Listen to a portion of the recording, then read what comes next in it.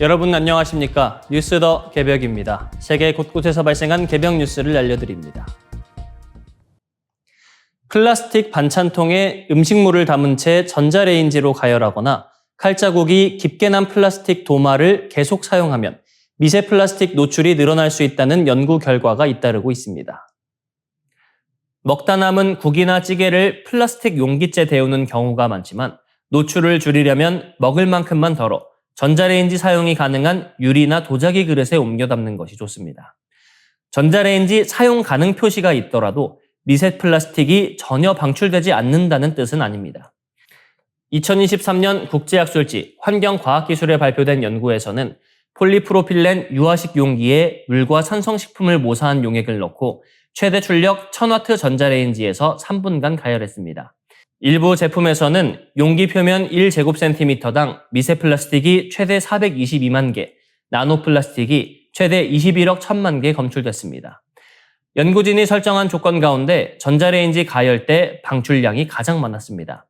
다만 실험 대상이 유화식 용기 2종과 식품 파우치 1종에 불과해 이 결과를 모든 플라스틱 반찬통에 그대로 적용하기는 어렵습니다. 실제 음식이 아닌 정제수와 아세트산 용액을 사용했다는 한계도 있습니다. 플라스틱 도마 역시 반복적인 칼질 과정에서 미세한 입자가 떨어질 수 있습니다. 특히 깊은 홈이 생긴 도마는 세척이 어려워 미세 플라스틱뿐 아니라 세균 번식 가능성도 커집니다. 미국 농무부는 재질과 관계없이 지나치게 닳거나 세척하기 어려운 홈이 생긴 도마는 교체할 것을 권고하고 있습니다. 한여름 뜨거운 차량 안에 일회용 생수병을 장시간 두는 습관도 피하는 것이 좋습니다. 2025년 유해물질 저널 연구에서는 차량 내부의 열과 햇빛을 모사한 환경에 페트병 생수를 노출했을 때 시간이 지날수록 용기 분해와 미세 플라스틱 농도가 증가했습니다. 다만 잠시 따뜻해진 생수를 한 번 마셨다고 곧바로 건강 이상이 나타난다는 의미는 아닙니다.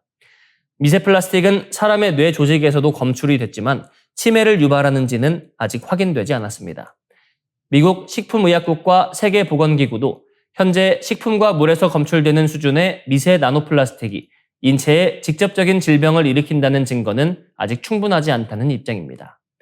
모든 플라스틱 제품을 당장 버릴 필요는 없습니다. 음식을 데울 때는 유리나 도자기 용기를 사용하고 심하게 다른 도마는 교체하며 생수병을 뜨거운 차량 안에 장시간 방치하지 않는 것부터 실천하는 것이 현실적인 대응입니다. 취임 이후 고공행진을 이어가던 다카이치 사나의 일본 총리의 지지율이 출범 이후 최저 수준으로 떨어졌습니다. 남성 중심의 왕위 계승 원칙을 유지한 황실 전범 개정과 물가 대응에 대한 불만이 동시에 영향을 미쳤다는 분석입니다. 마이니치 신문이 지난 7월 18일부터 19일까지 유권자 2,048명을 대상으로 실시한 전국 여론조사에서 다카이치 내각 지지율은 41%로 집계됐습니다. 한 달 전보다 10%포인트 급락한 수치입니다. 반면 내각을 지지하지 않는다는 응답은 44%로 9%포인트 상승해 정권 출범 이후 처음으로 비지지율이 지지율을 넘어섰습니다. 조사는 일본 참의원이 황실 전범 개정안을 통과시킨 직후 실시됐습니다. 이 개정안은 전후 왕족 신분을 잃은 옛 왕족 가문의 남계 남성을 양자로 들일 수 있도록 하고 그 양자에게서 태어난 아들에게 왕위 계승 자격을 부여하는 내용을 담고 있습니다. 그러나 법 개정을 긍정적으로 평가한다는 응답은 19%에 그쳤고 평가하지 않는다는 응답은 45%에 달했습니다. 여성 왕족이 결혼한 뒤에도 황족 신분을 유지하는 방안에는 63%가 찬성했으며 여성 일왕을 인정해야 한다는 응답은 72%로 나타났습니다. 일본 최초의 여성 총리인 다카이치 총리가 여성의 왕위 계승에는 반대한다는 점도 논란을 키우고 있습니다. 아사히 신문 조사에서도 다카이치 내각 지지율은 한 달 전보다 7%포인트 하락한 53%를 기록했습니다. 비지지율은 35%로 8%포인트 상승했습니다. 경제와 민생에 대한 불만도 커지고 있습니다. 다카이치 총리의 물가 대응을 평가하지 않는다는 응답은 57%로 긍정평가 29%의 2배에 가까웠습니다. 정책 추진 방식이 신중하지 않다는 응답도 46%로 신중하다는 응답 38%보다 높았습니다. 이런 가운데 다카이치 총리는 SNS를 통해 총리 취임 이후 하루 수면 시간이 0시간에서 3시간에 불과했다고 밝혔습니다. 주말에도 경제, 재정 운영 자료와 수천 통의 이메일을 처리했으며 바다의 날 휴일에는 오랜만에 5시간을 자고 다림질과 재킷 단추 수선 등 밀린 집안일을 했다고 설명했습니다. 다카이치 총리는 과도한 업무량과 성실함을 강조했지만 유권자들이 요구하는 것은 총리 개인의 희생보다는 물가 안정과 생활 개선이라는 지적이 나옵니다. 황실의 미래를 둘러싼 국민 여론과 경제 문제에 제대로 대응하지 못할 경우 지지율 하락세가 더욱 뚜렷해질 가능성이 있습니다. 중국 인공지능 스타트업 문샷 AI가 공개한 최신 모델 키미 K3가 세계 AI와 반도체 시장을 동시에 흔들고 있습니다. 첨단 반도체 수출 통제 속에서도 중국 기업이 미국의 최상위 AI 모델과 경쟁할 만한 성능을 내놓으면서 중국의 기술 추격이 새로운 단계에 들어섰다는 평가가 나옵니다. 키미 K3는 총 2조 8천억 개의 매개 변수를 갖춘 중국 최대 규모의 AI 모델입니다. 작업에 필요한 일부 매개 변수만 선택적으로 작동시키는 희소성 기술을 적용해 연산 효율을 높였으며 최대 100만 토큰의 문맥을 처리할 수 있는 것으로 알려졌습니다. 시장에서는 지난해 초 발생한 딥시크 쇼크가 재현될 수 있다는 우려가 제기됐습니다. 당시 딥시크 R1이 적은 연산량으로 높은 성능을 구현하면서 엔비디아 시가총액은 하루 만에 약 6천억 달러 감소했습니다. 하지만 키미3는 딥시크와 기술 방향이 다릅니다. 딥시크가 연산량 자체를 줄이는 데 집중했다면 키미3는 훨씬 거대한 모델에서 필요한 부분만 골라 사용하는 방식입니다. 실제 계산에 참여하는 매개 변수는 적지만 전체 매개 변수는 메모리에 저장해야 합니다.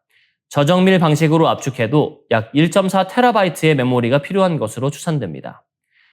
대규모 서비스를 운영하려면 엔비디아의 블랙웰 GB300과 같은 고성능 AI 시스템과 대용량 고대역폭 메모리 HBM이 필요합니다. AI 모델의 효율이 높아지더라도 모델 규모와 사용량이 함께 늘어나면서 SK하이닉스와 삼성전자의 첨단 메모리 수요가 오히려 확대될 수 있다는 분석이 나오는 이유입니다. 문샷 AI의 창업자 양즈린도 주목받고 있습니다. 1992년 중국 광둥성 샨터우에서 태어난 그는 칭화대에서 컴퓨터 공학을 전공하고 미국 카네기 멜런대에서 박사학위를 받았습니다. 장문의 정보를 AI가 처리하는 장문 맥락 기술을 연구했으며 애플 등 미국 빅테크의 취업 제안을 거절하고 중국으로 돌아가 2023년 문샷 AI를 설립했습니다. 록밴드 핑크 플로이드를 좋아했던 그는 앨범 달의 어두운 면에서 영감을 받아 회사 이름을 문샷으로 정했습니다. 중국에서는 해외에서 성장한 첨단 인재가 귀국해 AI 산업을 이끄는 대표적인 사례로 평가받고 있습니다. 중국 AI 기업들이 자국산 반도체에 맞춰 모델을 최적화하면서 중국의 독자적인 AI 생태계도 빠르게 성장하고 있습니다. 미국 AI 기업들의 가격 결정력은 약해질 수 있지만 더 거대한 모델을 구동하기 위한 메모리, 데이터 센터, 첨단 반도체 투자는 계속 확대될 전망입니다. 오픈 AI의 최신 인공지능 모델들이 내부 평가 도중 통제망을 벗어나 외부 기업의 운영 시스템에 침투하는 초유의 사건이 발생했습니다. 오픈 AI는 7월 21일 GPT 5.6 솔과 더 높은 성능을 지닌 미공개 모델이 개방형 AI 공유 플랫폼 허깅페이스의 서버를 침해했다고 밝혔습니다. 오픈 AI는 이를 최첨단 사이버 능력이 개입된 전례 없는 사고로 규정했습니다. 사고는 AI의 사이버 공격 능력을 측정하는 익스플로이트 평가 과정에서 벌어졌습니다. AI 모델들은 외부 인터넷과 격리된 샌드박스 안에서 작동했지만 패키지 저장소 중계 프로그램에 알려지지 않은 제로데이 취약점을 찾아냈습니다. 이어 권한을 높이고 내부 시스템을 이용해 인터넷에 접속할 수 있는 장비까지 도달했습니다. 당시 AI 모델들은 실제 서비스보다 사이버 공격 관련 안전장치와 거부 기능이 완화된 상태였습니다. 오픈 AI는 AI 모델들이 문제의 해법을 찾는 목표에 지나치게 집중한 나머지 극단적인 수단까지 동원한 것으로 분석했습니다. 인터넷에 접속한 AI는 허깅페이스에 익스플로이트 관련 모델과 데이터, 해답이 있을 가능성을 추론했습니다. 이후 탈취한 인증정보와 여러 취약점을 연쇄적으로 이용해 허깅페이스 서버에서 원격으로 코드를 실행할 경로를 만들었고 실제 운영 데이터베이스에서 평가 문제의 해답까지 확보했습니다. 허깅페이스는 지난 7월 16일 일부 운영 인프라에 대한 침입 사실을 먼저 공개했습니다. 공격은 악성 데이터 세트를 통해 처리 장비에서 코드를 실행한 뒤 클라우드와 내부 클러스터의 인증 정보를 확보하고 여러 시스템으로 이동하는 방식으로 진행됐습니다. 수만 건의 작업이 자율형 AI 에이전트에 의해 연속적으로 수행된 것으로 조사됐습니다. 허깅페이스는 AI 기반 이상 탐지 시스템으로 침입을 발견했으며 17,000건이 넘는 공격 기록도 AI를 이용해 분석했습니다. 일반 상용 AI는 안전장치 때문에 실제 공격 명령과 악성 코드를 분석하지 못했지만 허깅페이스는 중국 지푸의 개방형 모델 GLM 5.1을 자체 서버에서 구동해 포렌식 조사를 진행했습니다. 현재까지 공개된 이용자용 모델과 데이터 세트, 스페이스가 변조됐다는 증거는 발견되지 않았으며 소프트웨어 공급망도 안전한 것으로 확인됐습니다. 다만 제한된 내부 데이터와 일부 서비스 인증 정보는 노출됐을 가능성이 있습니다. 양사는 공동으로 디지털 포렌식 조사를 진행하며 취약점을 보완하고 있습니다. 오픈AI는 연구 속도가 늦어지더라도 평가 인프라의 격리와 감시, 접근 통제를 강화하겠다고 밝혔습니다. 이번 사건은 자율형 AI 공격이 더 이상 이론에 머물지 않으며 공격과 방어 양쪽에서 AI를 활용하는 사이버 경쟁이 본격화됐음을 보여주고 있습니다. 이상으로 뉴스 더 개병 마치겠습니다. 시청해주셔서 고맙습니다.